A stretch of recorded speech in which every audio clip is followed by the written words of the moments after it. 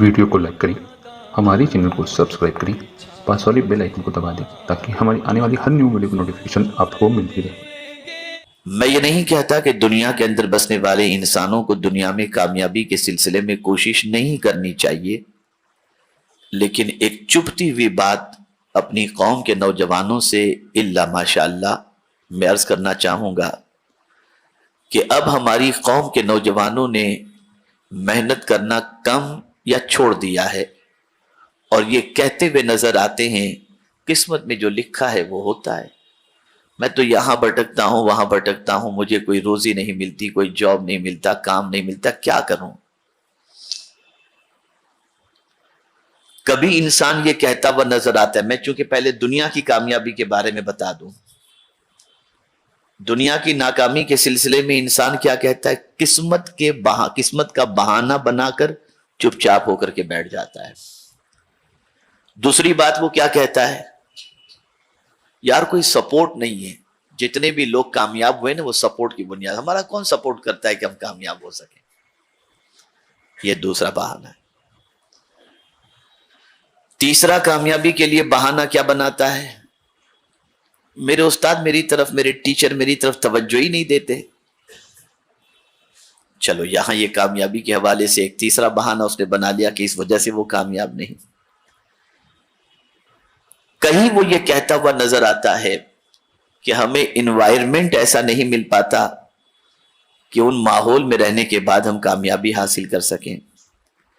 تو ایک نہیں کئی بہانے ناکامی سے ہمکنار دنیا کا انسان کرتا ہوا نظر آتا ہے، اور میں اپنی نوجوان نسلوں سے کہوں گا کہ خاص طور پر ہماری نوجوان نسل اس وقت بہت ہی بری پوزیشن کے اندر اپنے لمحات گزار رہی ہے، الا ماشاءاللہ تعلیم کے میدان سے لے کر دوسرے میدانوں کے اندر ان کی کامیابی اور کامرانی نظر آتی نہیں، دکھائی دیتی۔ اور آخری بات، دنیاوی اعتبار سے ناکام ہونے والا انسان اپنی زبان سے جو کہتا ہے نا وہ یہ کہہ کر چپ ہو جاتے ہیں، بس یہی اللہ کو منظور تھا، اللہ کی مرضی۔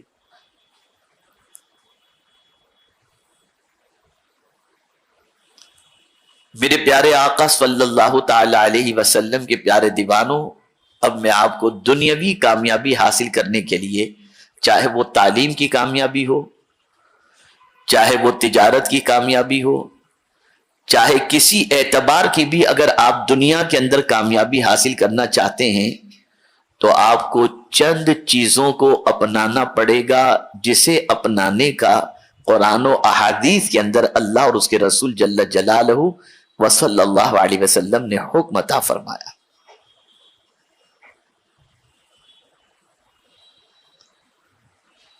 میرے پیارے آقا صلی اللہ تعالی علیہ وسلم کے پیارے دیوانوں، جس میں سے پہلی چیز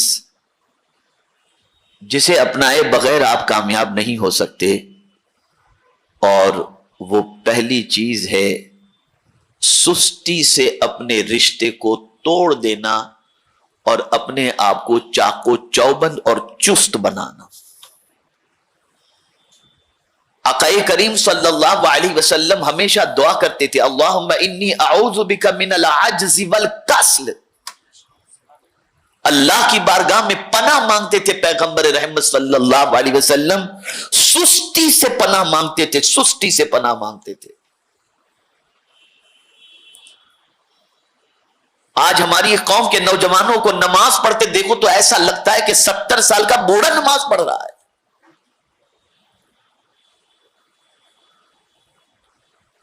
سستی اتنی طاری ہو چکی ہے کہ بدن میں جیسے طاقت نام کی کوئی چیز ہے ہی نہیں، اپنے آپ کو چاق و چوبند نہیں رکھ پاتے، چست نہیں رکھ پاتے، اور خاص طور پر ایسی غذاؤں کا استعمال کرتے ہیں جن غذاؤں کی بنیاد پر بدن کے اندر سستی پیدا ہو۔ میرا اپنا ٹوٹا پھوٹا ریسرچ ہے اور تحقیق ہے کہ آقا کریم صلی اللہ علیہ وسلم نے اپنی زندگی میں کوئی ایسی غذا استعمال نہیں فرمائی جس کی وجہ سے بدن میں سستی پیدا ہو۔ تاریخ اٹھا کر دیکھ لیجئے، سرکار صلی اللہ علیہ وسلم کی غذاؤں کا مطالعہ کر لیجئے آپ، اور یہی پوزیشن صحابہ کی رہی، اولیاء کرام کی رہی، تابعین کی رہی۔ کیا وجہ تھی کہ ان پر عشاء کی نماز سے لے کر فجر کی نماز تک شب بیداری کرنا اور 1000 رکعت نفل پڑھنا ان کے لیے کوئی مشکل نہیں ہوتا تھا؟ ہمارے لیے 2 رکعت عشاء کے نفل پڑھنا بھاری پڑ جاتا ہے، کیوں؟ تو پہلی چیز، سستی سے رشتہ توڑو۔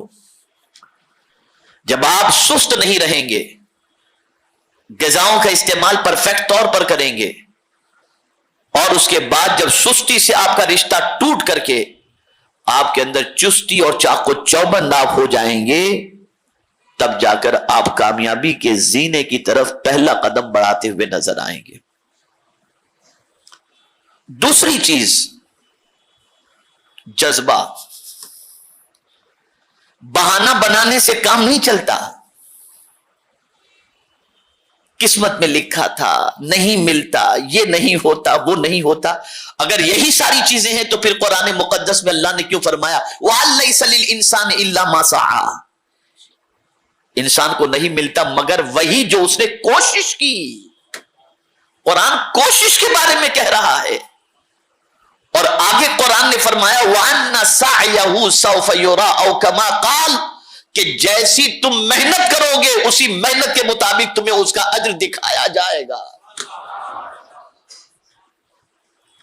دنیاوی کامیابی کے لیے بھی قرآن نے دستور عطا فرمایا ہے، اور وہ یہ ہے کہ آپ کو محنت کرنی پڑے گی، آپ کو کوشش کرنی پڑے گی، آپ کو جد و جہد کرنی پڑے گی، آپ کو اپنی محنت و مشقت کے اندر کوتاہی سے دامن بچانا پڑے گا۔ جب آپ کوشش کریں گے تو جب رب نے فرمایا کہ تمہاری کوشش کا صلہ تمہیں دکھایا جائے گا تو اس کا وعدہ حق ہے، اور اس کے وعدے کے مطابق وہ کوشش کا بدلہ تمہیں ضرور عطا فرمائے گا۔ میرے پیارے آقا صلی اللہ تعالی علیہ وسلم کے پیارے دیوانوں، تیسری چیز ہے، یہ دنیاوی کامیابی کے بارے میں بتا رہا ہوں، تیسری چیز ہے ٹارگٹ کا تعین۔ اپنی زندگی کا کوئی ہدف آپ متعین کریں، مجھے زندگی میں یہ بننا ہے۔ آپ نے اگر ٹارگٹ متعین کر لیا اور آپ اس ٹارگٹ کے اوپر فوکس کر رہے ہیں اور اس ٹارگٹ کے سلسلے میں آپ تگودو کر رہے ہیں، محنت کر رہے ہیں، اور اس ٹارگٹ کو اچیو کرنے کے لیے جو راہیں جائز اختیار کرنی ہیں ان جائز راہوں کو آپ اگر اختیار کریں گے تو اللہ کا وعدہ حق ہے کہ آپ اپنے مقصد کے اندر کامیابی اور کامرانی حاصل کر لیں گے۔ بہت سارے غریب بچے جن کو سپورٹ کرنے والا کوئی نہیں ہوتا، لیکن ان کا ویژن ہوتا ہے، ان کا ٹارگٹ ہوتا ہے، اور آپ دیکھتے ہیں کہ جھوپڑ پٹی اور میونسپلٹی کی اسکول میں پڑھنے والے بچے اتنے پرسنٹیج لے کر آتے ہیں کہ ناز و نعیم میں اور بنگلوں میں رہنے والے بچے بھی اتنے پرسنٹیج لا کر کے کامیاب نہیں ہوتے۔ وجہ کیا ہے؟ ٹارگٹ، ہدف۔ مسلمانوں کا ہدف کیا ہے؟ نوجوانوں کا ہدف کیا ہے؟ ایزی منی، ایزی منی، محنت کے ساتھ نہیں، کس طرح سے آسانی سے ہمیں دولت مل جائے۔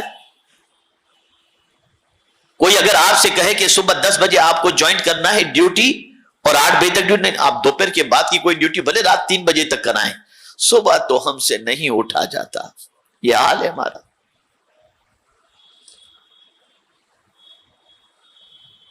اور بڑی معذرت کے ساتھ ایک اور بات عرض کروں، وہ بچے جو خاص طور پر نفل نماز کا بھی اہتمام نہیں کرتے، چاہے وہ ظہر کی ہو، چاہے مغرب کی ہو، چاہے عشاء کی ہو، جب کسی کے یہاں ملازم بن کر کے جاتے ہیں تو 2 رکعت ظہر کی نفل کی بجائے نفل کے ساتھ ساتھ اور 4 رکعت نفل پڑھنے لگ جاتے ہیں، اور سیٹ کہتا ہے تاخیر کیوں ہوئی؟ نماز میں تھا۔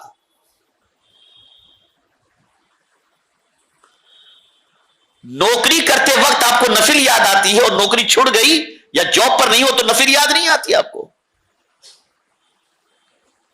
یہ ساری چیزیں آج ہماری تباہی اور بربادی کا سبب ہیں۔